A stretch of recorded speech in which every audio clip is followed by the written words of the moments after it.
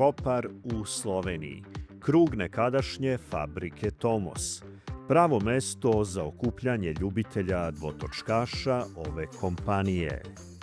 Davide, kako izgleda lična karta ovog skupa? Ovaj skup danas organizujemo već 18. put. Očekujemo oko 220-230 Tomosovih motora koji će se voziti po ovoj našoj lepoj slovenačkoj Istri. Startujemo tu gdje je nekad stajala fabrika Tomos.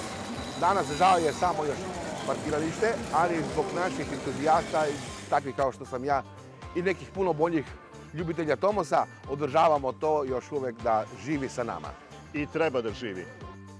Tomos društvo Srečkoti i Šentjura praktično je jedna od najbrojnijih Tomos ekipa u regionu.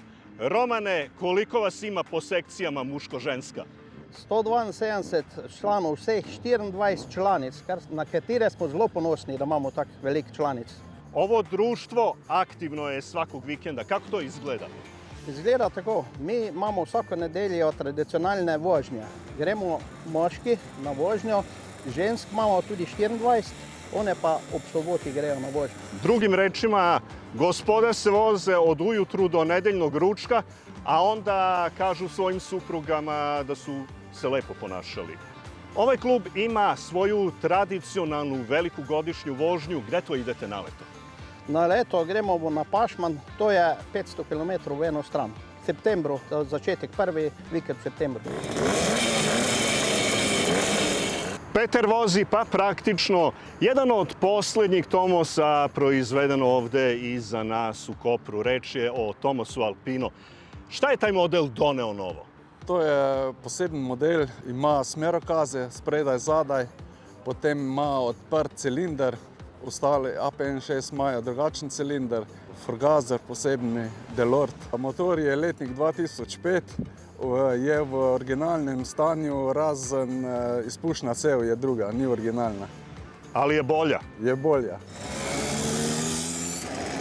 Zuka je ovde da predstavimo jedan apsolutni raritet. Motocikl koji je vratio Tomos na staze takmičarske slave. Tomos DMS GP, poznatiji među takmičarima kao GP77, 1977. godine vratio Tomos na staze slave, jer je već na prvom svetskom prvenstvu gdje je učestvovao na Preluci osvojio 8. mesto, međutim, te godine nije uspeo da osvoji titulu šampiona, već sledeće sa novosadskim vozačem Zoranom Krstićem i faktički vratio Tomos kao šampiona Jugoslavije tadašnje. Koji su njegovi tehnološki aduti? Najbitnije na ovom motoru je što je promenjena mašina i stavljena je mašina sa rotodiskom. Tada najefektnijim ubrizgavanjem za dvotakne motore. On ima 50 kubika, 16 konja pri 15.000 obrtaja u minuti, sa najdužim prenosom ide 170 na sat, 55 kila, 2 diska napred, doboš nazad. Iako fabrika Tomos više ne radi, duh Tomosa i dalje živi u Kopru, a čovek na tom zadatku je Neđan. Čime se ti baviš? Ja sam profesor tehničkog obrazovanja, praktičkog dela i tu mi sa đacima kupujemo stare Tomosove primjerke i to onda u sklopu nastave obnavljamo. Imamo tu i neki mali muzej od jedno 70 primjeraka. Pored motora imamo motokultivatore, kosilice i vanbrodske motore. Teo iz Kopra je sa nama da nam predstavi jedan istinski survivor. Da je Tomos Mosko, 62 godina, 50 kubika, 2 konja in pol, je bil od moje babe, stal je 30 let. En dan sem ga naredil, da je palil, da je delal nulo. Lani smo ga registrirali in zdaj ga vozimo okoli. To je propem barn fajn. Istorija Tomosa puna je primjera u stilu šta bi bilo da je bilo. Jedan od njih Tomos 175 Sport.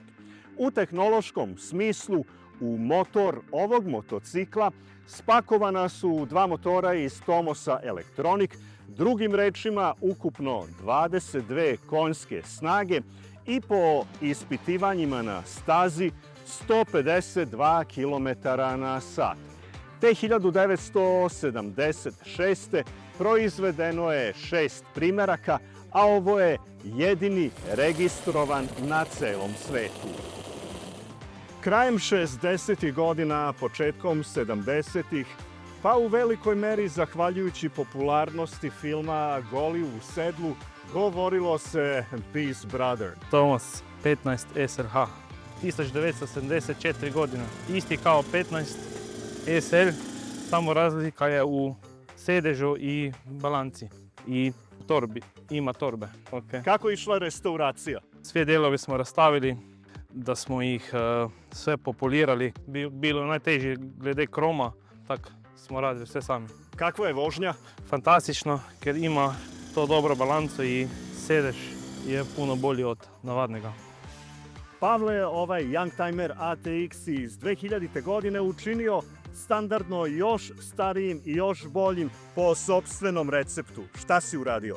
Popravili smo okvir, malo pojačali zadnju nihaljku i stavili smo cilindar od BT-a da bude malo jači i brži. I stavili smo karburator od Delorta i sad ono leti. Prebarvali na novo, to je to. I kako vidite, lijep je, meni se sviđa, svima je ova rumena boja padne odmah u oči, tako da produkt je ovdje. I na kraju ovog fantastičnog skupa najavljujemo jedan podjednako odličan. Točno 4. 5. jula ove godine će se u Subotici održati povodom 50 godina rođendana Tomosa Elektronika 90, jedan historijski izložba, skup, druženje. Po nekim najavama iz cijele bivše Jugoslavije će biti oko 40-50 motocikla. Nemojte propustiti.